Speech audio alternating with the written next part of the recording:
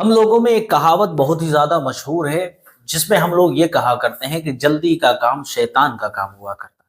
جی ہاں، جلدی کا کام شیطان کا ہوا کرتا ہے۔ ہمیں ہر کام جو ہے وہ آرام سے اور اطمینان کے ساتھ کرنا چاہیے، لیکن کچھ کام ایسے بھی ہیں کہ جن کے اندر ہمیں بہت زیادہ جلدی کرنی چاہیے، کیونکہ نبی کریم صلی اللہ تعالیٰ علیہ وسلم نے ارشاد فرمایا ہے کہ 6 کاموں کے اندر انسان کو بہت زیادہ جلدی کرنی چاہیے۔ وہ 6 کام کیا ہیں، وہی آج کے اس ویڈیو میں ہم جاننے کی کوشش کریں گے۔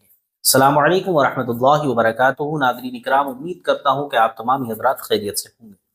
ناظرین، جیسا کہ آپ کو معلوم ہے کہ ہمارے یہاں جو کہاوت مشہور ہے، جلدی کا کام شیطان کا ہوتا ہے اور دیر کا کام جو ہے وہ اطمینان کا ہوتا ہے۔ لوگ یہ کہاوت کہہ کر ہر کام کو اتنا زیادہ لیٹ کر دیتے ہیں، اتنا زیادہ آلس سے کرتے ہیں، پھر تمام کام دنیا و آخرت کے وہ لیٹ کرنا شروع کر دیتے ہیں۔ اس میں کیا ہوتا ہے، دیکھیں، کچھ کام تو ظاہری طور پر دیکھا جائے جن کے اندر تاخیر کرنا ہی بہتر رہتا ہے۔ جیسے کہ ہم موٹر سائیکل پر کہیں جا رہے ہیں یا کار سے کہیں جا رہے ہیں، تو ہمیں وہاں پر بہت زیادہ اطمینان کے ساتھ جانا چاہیے، کیونکہ یہاں اگر ہم نے جلدی کی تو یہاں وہی والی جو ہے مثال ثابت ہو جائے گی کہ جلدی کا کام شیطان کا ہوتا ہے۔ کہیں نہ کہیں اگر بیچ میں بریکر آ جاتا ہے تو گاڑی میں نقصان ہو سکتا ہے، پھر کہیں نہ کہیں ایکسیڈنٹ کا بھی شکار ہو جاتے ہیں۔ تو اس طرح کے جو کام ہوتے ہیں اس کے اندر تو دیر کرنا ٹھیک ہے، لیکن وہ 6 کام میں آپ کی خدمت میں رکھ دیتا ہوں جو نبی کریم صلی اللہ تعالیٰ علیہ وسلم نے ارشاد فرمایا کہ ان 6 کاموں کے اندر جلدی ضرور کرنی چاہیے، جس میں نمبر 1 پر آتا ہے مہمان اگر آ جائے تو اس کو کھانا کھلانے میں جلدی کرنی چاہیے، جس سے آج کل ہم اور آپ بہت زیادہ دور ہیں۔ اگر ہمارے اور آپ کے گھر کے اندر مہمان آ جاتا ہے تو ہم لوگ زیادہ تر یہی سوچتے ہیں کہ یار بغیر کھانا کھائے چلا جائے تو اچھا ہے، کھانے کے ٹائم پر آ گئے، یار یہ کوئی وقت ہوتا ہے گھر میں آنے کا۔ لیکن نبی کریم صلی اللہ تعالیٰ علیہ وسلم نے ارشاد فرمایا کہ اگر آپ کے گھر مہمان آ جاتا ہے تو آپ کو اس کو کھانا کھلانے میں جلدی کرنی چاہیے۔ کیوں؟ کیونکہ کہیں ایسا نہ ہو کہ یہ مہمان آپ کے گھر سے بھوکا چلا جائے۔ اور اس کی وجہ کیا ہوتی ہے، جب اللہ رب العزت آپ کے گھر کسی کو مہمان بنا کر بھیجتا ہے نا، تو پورے 1 سال پہلے اس کے حصے کا رزق آپ کے گھر پہنچا چکا ہوتا ہے۔ جی، کیونکہ پروردگار عالم کسی کے اوپر بھی قرضہ نہیں رکھتا۔ جی، اسی طرح اس نے آپ کے گھر میں اس کا رزق پہلے پہنچا دیا تھا، اب مہمان آیا ہے تو آپ کو مہمان کو کھانا کھلانے میں جلدی کرنی چاہیے۔ نمبر 2، مردے کو دفنانے میں جلدی کرنی چاہیے۔ جی، مردے کو دفنانے میں اکثر لوگ تاخیر کرتے ہیں۔ دیکھا جاتا ہے کہ 2 2 دن 3 3 دن تک جنازہ رکھا رہتا ہے اور مردہ انتظار کرتا رہتا ہے۔ جی، مردہ بھی انتظار کرتا ہے۔ اب وہ کیسے انتظار کرتا ہے؟ علماء اکرام فرماتے ہیں جب کسی کا انتقال ہو جاتا ہے، یا تو مردہ نیک ہوتا ہے یا پھر مردہ جو ہے وہ بد ہوتا ہے۔ اب نیک مردے کے ساتھ یہ معاملات رہتے ہیں کہ جیسے ہی اس کا انتقال ہوتا ہے تو اللہ رب العزت اپنی رحمت اور برکت کا نزول اس کی قبر کے اندر فرما دیتا ہے۔ اس کی قبر کے اندر جنت کی خوشبوئیں مہک رہی ہوتی ہیں، جنت کی ہوائیں آ رہی ہوتی ہیں۔ اب یہ جو مردہ ہوتا ہے یہ اپنی قبر کے اندر اپنے مقام و مرتبے کو دیکھ رہا ہوتا ہے اور اپنے گھر والوں سے کہہ رہا ہوتا ہے کہ بس جلدی سے مجھے میری قبر تک پہنچا دو، جلدی سے مجھے میرے گھر تک پہنچا دو۔ اور جیسے ہی ہم لوگ لیٹ کرتے رہتے ہیں تو وہ جو اس کی قبر کے اندر رحمتیں، برکتیں اور جنت کی خوشبوئیں آ رہی تھی وہ ہلکے ہلکے کم ہونے لگتی ہیں۔ ٹھیک ہے، اسی طرح اگر کوئی بد ہوتا ہے یعنی کوئی گناہ گار مردہ ہوتا ہے تو اس کے ساتھ یہ حال ہوا کرتا ہے کہ اس کی قبر کو جیسے ہی اس کی روح قبض کی گئی تھی، اس کی قبر کو جہنم کے آگ سے بھر دیا جاتا ہے۔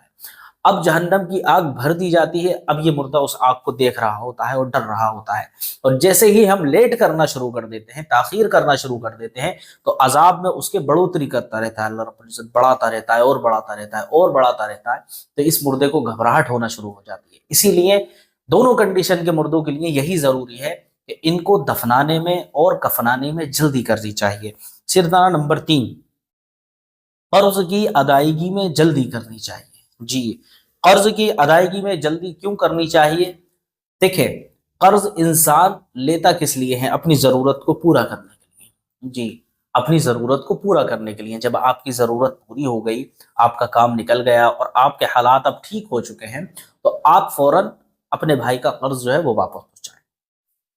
اب انسان کیا کیا کرتا ہے، اس کے حالات ٹھیک ہیں اس کے باوجود بھی سوچ رہا ہے بھی دے دیں گے، ارے آج دے دیں گے، کل دے دیں گے، جب مانگے گا تب دے دیں گے۔